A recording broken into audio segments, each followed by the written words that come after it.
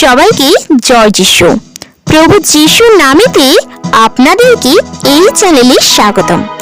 আজ আমরা বাইবেল সম্পর্কে জানব। এটি পৃথিবীর অন্যতম প্রভাবশালী বই।